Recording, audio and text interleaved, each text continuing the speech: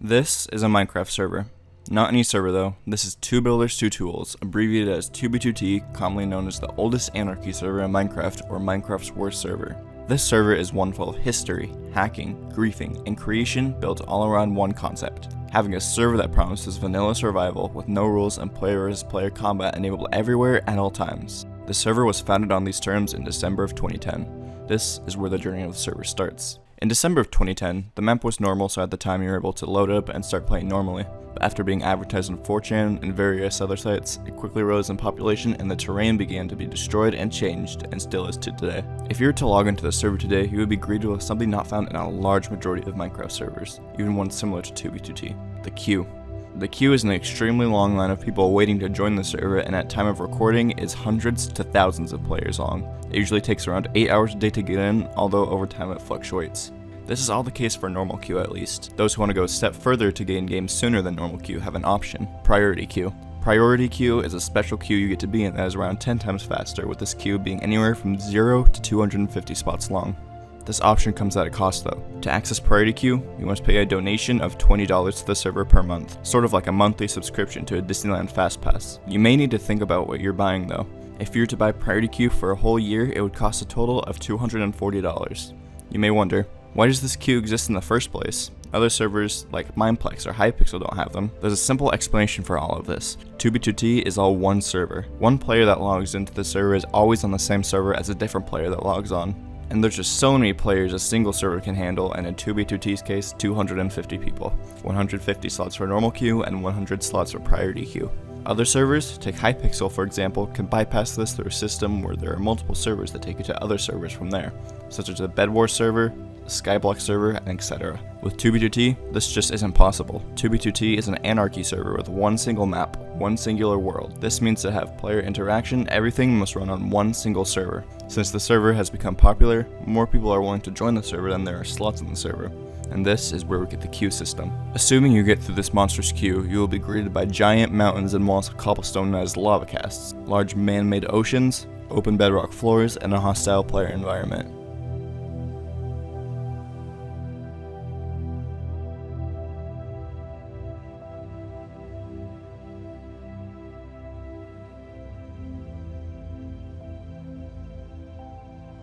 The place you entered is simply known as spawn, and despite having a simple name, can stretch thousands upon thousands of blocks. In this area, normal Minecraft gameplay isn't very possible. Trees, passive mobs, and food sources are very uncommon, so what is needed to do as a new player is known as a spawn escape. These are attempts to get away from the wasteland around the center of the map for getting materials for a new player to survive. This can include food such as fish, animal meat, apples, and crops. Once they have successfully escaped, they can then decide what they want to do on 2b2t. Some choose to be a builder and go into millions to start building their base. Some simply explore, looking for dupe stashes and bases. Others choose to stay around spawn and become a crystal PvPer. This interesting form of combat is unique to Anarchy servers and started on 2b2t, originating as bed bombing. Players utilize the game mechanic of explosions doing the most damage to the feet to strategically kill other players very quickly, even fully geared ones, using duplicated end crystals, which are usually used to respawn the Ender Dragon on normal Minecraft worlds. No matter what playstyle one chooses, gear and duplicated items are very essential. Many duplication glitches on the server have been around using many different techniques. The most recent of which involved going back and forth on a line of minecarts while having someone on a donkey log out. If you were at the right place at the right time, the donkey and all its items would duplicate. There's a few different ways to obtain the items you need on 2b2t. This includes finding someone else's dupe stash, joining a group that gives gear to its members, or simply waiting for the next dupe and duping using that method. I personally have found the case of this server very interesting, and I haven't seen a server that's quite like it. I found out about the server back in the summer of 2019, but didn't decide to actually check it out until over a year later. I've had the chance to play on the server for about 5 months, starting in early September of 2020. In this relatively short time, I've been able to experience some very cool things on the server. After going through several hours of waiting in the queue, I spawned on a partially blown up lava cast near 0-0 with water pouring around me. I didn't know at the time, but this water was being used by a group called the Infinity Incursion to make a giant water cube at spawn. What I knew I had to do was get to the nether and go. I found the closest portal to me and headed to the nether. To avoid getting killed, I quickly found the correct obsidian nether highway and started walking. Some of my real life friends had joined around the same time and we decided on a location to create this base. I walked for a very long time on this highway, eventually finding the started base. My friends quickly quit 2b2t, but I for one kept playing. I started a small group known as T-Gang and slowly invited more and more people to the space. With these new people, I was able to learn new things, including a new dupe. After getting it working, I was able to duplicate many double chests full of shulker boxes, and I was now 2b2t rich. With this new wealth, I had more opportunity to do more things on the server. I got another account, had my main account stay at spawn, and my alt account went into the millions to build a large base, which I am still working on to today. I've been lucky enough to find people on the server who are actually cool and got to work with them on various projects, including the recent Nomad Games event. I've built some cool things, found some cool things, and collected some cool things, like books from Kingaros and FitMC.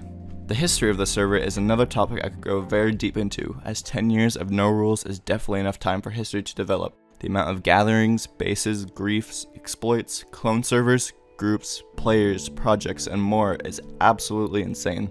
If I were to attempt to cover everything on the server, it would take an impossibly long time to explain. If you want some of this history explained to you, although it may be a little dramatized, I recommend watching some of 2b2t's YouTubers such as FastVincent1, Barondome, DigMC, and Salsy1. While the server seems cool on the surface, there are downsides to playing as well, so if you decide to start playing on the server, I would consider the following. First off is the player base. As I stated earlier, the original audience of 2b2t were 4chan users, and with 4chaners playing added a culture of toxicity that was eventually passed down to today. The chat of the server is unfiltered and unmoderated, so be prepared to end up face to face with the toxic player base when joining. Some other risks come with the server as well. The majority of the continuous player base often use hack clients to gain an advantage over others, or to make the game easier. These clients usually come in the .jar file, which can damage your computer and info if taken from the wrong person. There have been cases of clients on 2b2t which have been backdoored, obtaining people's in-game coordinates, or worse, their personal information. If you decide to play on the server with a hack client, never download ones set in chat or discords. Only use the most popular ones, as these have a much lower chance of being harmful. For free clients, I recommend Impact or alternatively Kami Blue. For more advanced paid ones, I recommend Rusher Hack or alternatively Future. If you do buy Rusher Hack, use code DAWN. I'm not sponsored or anything, but it's my personal favorite client. My code can get you a discount on it and can get me some premium upgrades to give away. Another warning I should give to you is never click on unknown links sent in 2b2t discords or 2b2t chat. Many of these links can be IP loggers that can be used against you and can lead to you being doxxed, DDoSed, or other harmful things. Like I said earlier, the server has so much I would be able to talk about, I just cannot fit into this video. So if you are interested in this and would like me to continue making content about 2b2t, make sure to leave a comment. I hope you enjoyed this video, and if you did, please subscribe to me below and consider watching more of my other videos shown on the end screen in a few seconds. It means a lot to me. With that, I have been Dawnfall, and I will see you in the next video.